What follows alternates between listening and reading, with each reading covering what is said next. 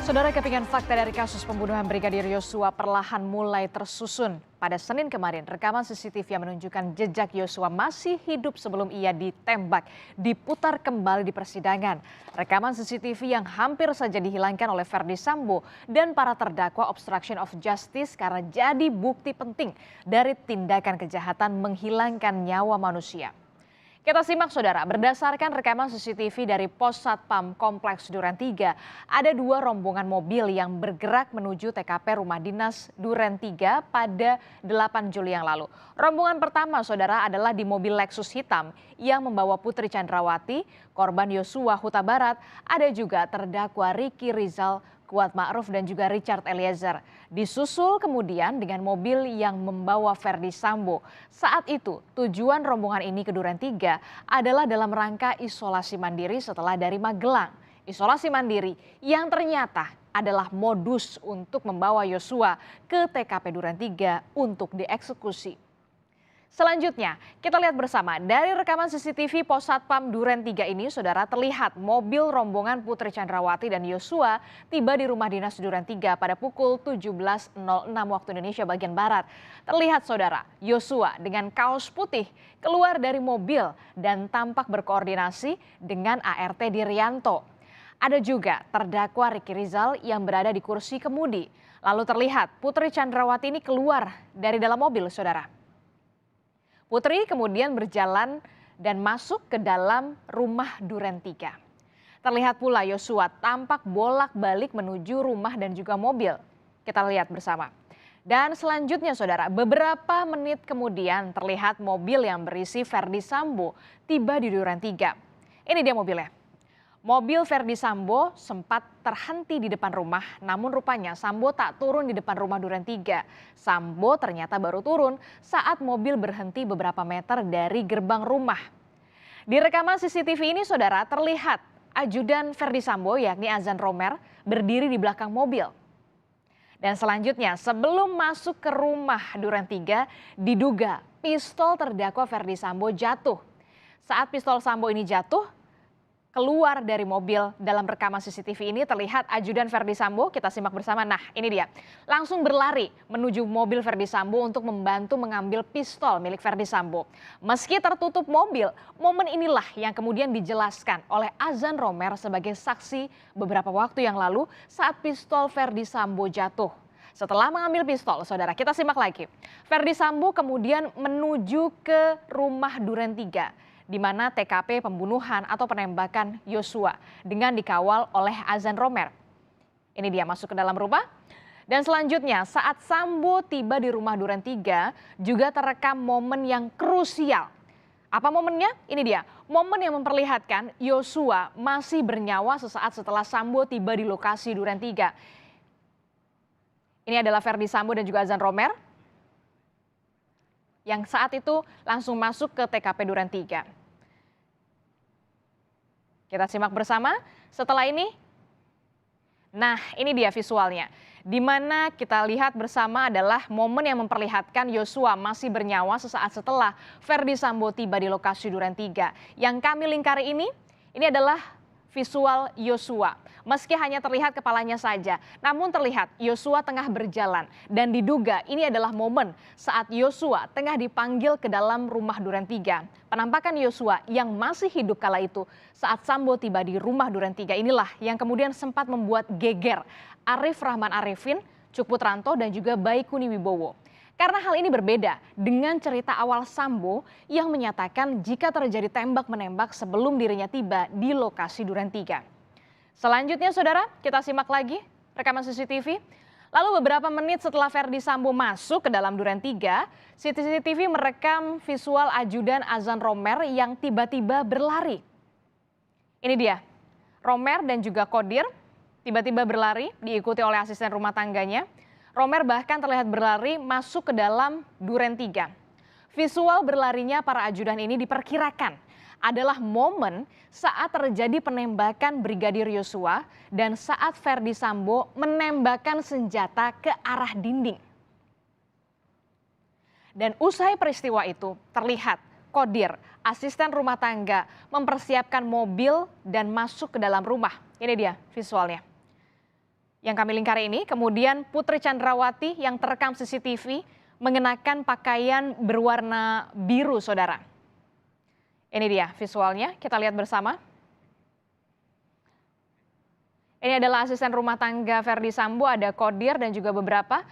Ada juga, nah ini dia, Putri Chandrawati yang terlihat memakai pakaian warna biru, terlihat diantar oleh Kodir masuk ke dalam mobil.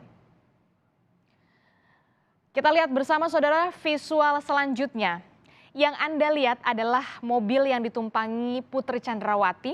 Kita lihat bersama meninggalkan lokasi TKP Duren 3 untuk menuju rumah saguling. Peristiwa ini saudara terjadi usai penembakan terhadap Brigadir Yosua pada 8 Juli 2022.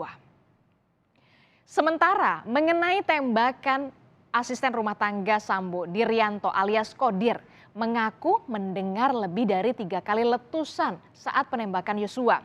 Namun saudara, Kodir takut untuk mengecek situasi karena melihat Azan Romer dan juga Yogi yang panik kala itu. Mendengar suara tembakan? Mendengar yang mulia. Dari mana saudara mendengar? Dari luar yang mulia. Dari luar. Ada saudara mendengar teriakan? Hanya suara letusan yang mulia. Betul. Berapa kali letusan yang saudara dengar? Lebih dari 3 kali. Saudara tidak berniat atau terdorong keinginan saudara untuk mengetahui apa sih yang terjadi? Tidak yang mulia. Saudara cuek saja? Takut saja yang mulia. Takut? Siap. Kenapa saudara takut? Karena lihat Om Romer panik, saya juga ikut panik yang mulia. Asisten rumah tangga Verdi Sambo, Kodir, mengaku memang mendengar lebih dari 3 kali letusan senjata api. Selain itu juga rekaman Yosua yang terlihat masih hidup serta teka-teki ada tidaknya sarung tangan hitam yang dipakai Sambo sebelum pembunuhan terhadap Yosua juga tengah dicari oleh hakim. Kalau kita lihat saudara, dari rekaman CCTV ini, saat Sambo berjalan menuju rumah Duren 3, ini bisa diperhatikan memang tidak terlihat jelas apakah Sambo ini mengenakan sarung tangan, baik di sebelah kiri ataupun di sebelah kanan. Di sini hanya tampak tangan kanan Sambo masuk ke dalam saku. Namun tidak jelas apa yang dimasukkan oleh Sambo ke dalam saku tersebut. Ini adalah visual di mana ketika itu Verdi Sambo masuk ke dalam lokasi TKP Duren 3. Dan selanjutnya, tim kuasa hukum terdakwa Verdi Sambo bahkan meminta untuk memutar rekaman CCTV saat berada di rumah saguling. Karena menurut dakwaan sempat disebut jika Sambo ini telah memakai sarung tangan sejak di rumah saguling. Nah, kita lihat bersama, ini dia visualnya. Namun ternyata, lagi-lagi rekaman CCTV ini tidak jelas menggambarkan tangan Verdi Sambo apakah mengenakan sarung tangan hitam baik di sebelah kanan ataupun di sebelah kiri. Itu tidak nampak. Dan kalau kita hubungkan dengan permintaan sebelumnya, permintaan penayangan video ini adalah untuk memastikan apakah Pak Verdi Sambo menggunakan sarung tangan hitam atau tidak. Nah, tadi sama-sama kita lihat tidak ada penggunaan sarung tangan hitam. Sementara penyidik dari Polres Metro Jakarta Selatan menemukan ada 4 kejanggalan saat melakukan identifikasi dan juga olah TKP dari lokasi penembakan Yosua. Yang pertama saudara, penyidik tidak menemukan luka pada tubuh Eliezer, ditambah pula tidak ditemukan tetesan darah yang memperkuat jika ada peristiwa tembak-menembak pada saat itu. Tidak adanya ponsel dan juga dompet milik Yosua juga dianggap janggal oleh penyidik serta posisi pistol Yosua yang berada di tangan kiri Yosua. Padahal diketahui selama ini Yosua ini tidak kidal. Terkait masalah identitas tidak ada juga yang mulia. Kemudian yang kedua terkait posisi senjata HS yang informasinya saat itu adalah milik Joshua. Berada di posisi sebelah kiri. Kami tanyakan kepada rekan-rekan ajudan bahwa yang bersangkutan ternyata tidak kidal. Richard menembakkan pertama kali dan langsung mengenai bagian dada sampai akhirnya almarhum Joshua tetap melakukan tembakan ke arah Richard. Itu almarhum berjalan yang mulia, sambil berjalan sambil menembakkan. Menurut pemahaman kami, ketika proses berjalan tersebut, ketika dia sudah mengenai tertembak, seharusnya ada tetesan darah. Selanjutnya, Saudara, mantan Kasat Reskrim Polres Metro Jakarta Selatan AKBP Ridwan Soplanit memanfaatkan momen bertemu dengan Verdi Sambo di sidang di hari ini adalah melontarkan pertanyaan. Mengapa ia dan anggota Polri lainnya dikorbankan dalam kasus ini?